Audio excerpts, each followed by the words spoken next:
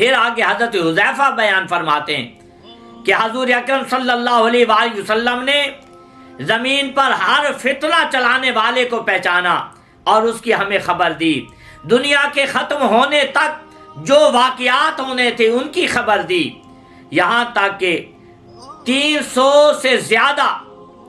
یہ فتنے جو پیدا ہونے قیامت میں، قیامت تک ان کی خبر دی، مگر ہم کو اس کا نام اور اس کے باپ کا نام اور اس کے قبیلے کا نام بھی بتا دیا۔ یہ حضرت حذیفہ فرماتے ہیں کہ آقا کائنات نے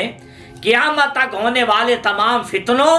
اور ان فتنوں کو چلانے والوں کی تعداد، ان کے نام اور ان کے والدین کے نام بھی بتا دیے۔ یہ آقا کائنات صلی اللہ علیہ وآلہ وسلم کی شان ہے، اور اللہ نے ہر چیز میرے آقا کے سامنے رکھ دی،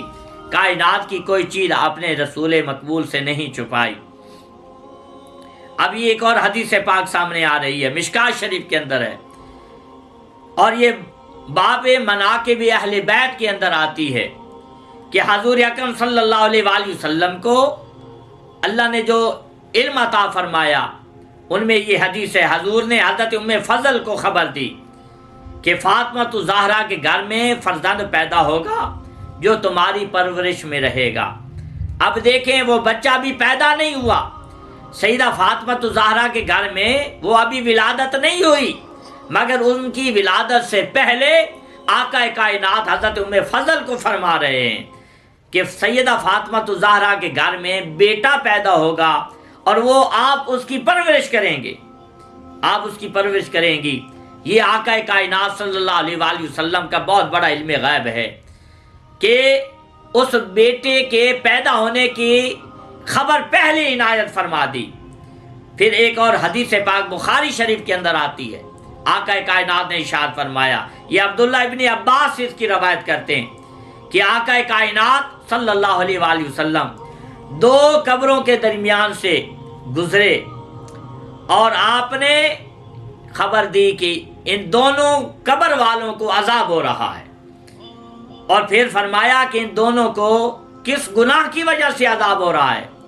وہ گناہ بھی بتا دیے۔ فرمایا ان میں سے ایک وہ شخص ہے جو پیشاب سے نہیں بچتا تھا، ناپاکی سے نہیں بچتا تھا، اور دوسرا وہ شخص ہے جو چغلی کیا کرتا تھا۔ دیکھیں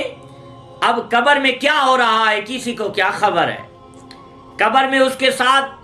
کیسی بیت رہی ہے کسی کو کیا خبر ہے، مگر آقا کائنات صلی اللہ علیہ وآلہ وسلم اس صاحب قبر کے احوال کو بھی جانتے ہیں اور اس کے عذاب کو بھی جانتے ہیں، پھر یہ بھی جانتے ہیں کہ وہ اس کو جو عذاب ہو رہا ہے وہ کس گناہ کی وجہ سے ہو رہا ہے، کس خطا کی وجہ سے ہو رہا ہے، اس نے کون سا گناہ کیا، یعنی اس کے عذاب کو بھی جان رہے ہیں، اور اس کی جو زندگی گزری ہے اس زندگی کے اس کے معاملات، اس کی عبادات، اس کے گناہ، اس کی خطائیں اور اس کے اعمال کو بھی جانتے ہیں۔ تو یہ سارا علم غیب نہیں تو اور کیا ہے۔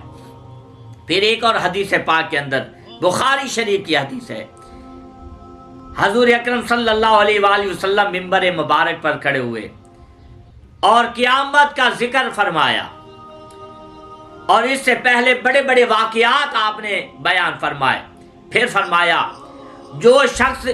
جو بات پوچھنا چاہتا ہے وہ پوچھ لے، اللہ کی قسم جب تک میں اس جگہ پر یعنی یہاں منبر پر ہوں، جو پوچھنا چاہو گے میں تمہیں اس کا بتاؤں گا۔ ایک شخص کھڑا ہوا اور اس نے عرض کیا، یا رسول اللہ میرا ٹھکانہ کہاں ہے؟ فرمایا تیرا ٹھکانہ جہنم میں ہے۔ یہ بخاری شریف کی حدیث سنا رہا ہوں آپ کو۔ پھر ایک اور شخص کھڑا ہوا، عبداللہ ابن حذیفہ، وہ کھڑے ہوئے اور دریافت کیا، یا رسول اللہ میرا باپ کون ہے؟ فرمایا تیرا باپ حذیفہ ہے، حذیفہ ہے تیرا باپ۔ پھر بار بار فرماتے رہے، پوچھو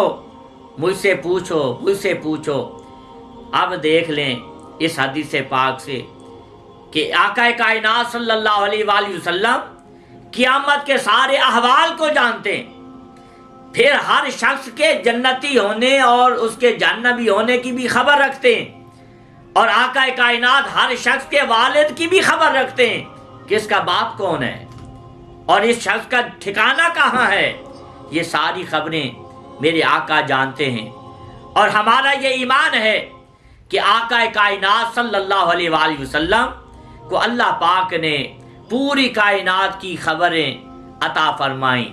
اور پوری کائنات کو جانتے ہیں، جیسا کہ پیچھے حدیث پاک گزری ہے کہ آقا کائنات صلی اللہ علیہ وآلہ وسلم نے فرمایا کہ ہر چیز کو اللہ پاک نے ہمارے سامنے ظاہر کر دیا اور ہم ہر ایک چیز کو پہچانتے ہیں۔ اور ایک اور حدیث پاک بھی آپ نے پہلے سنی کہ آقا کائنات نے فرمایا کہ دنیا کو اور اس میں قیامت تک ہونے والے ہر عمل کو ہم جانتے ہیں، اور ہم اسی طرح اس کائنات کو دیکھ رہے ہیں جس طرح ہم اپنے ہاتھ کو دیکھتے ہیں۔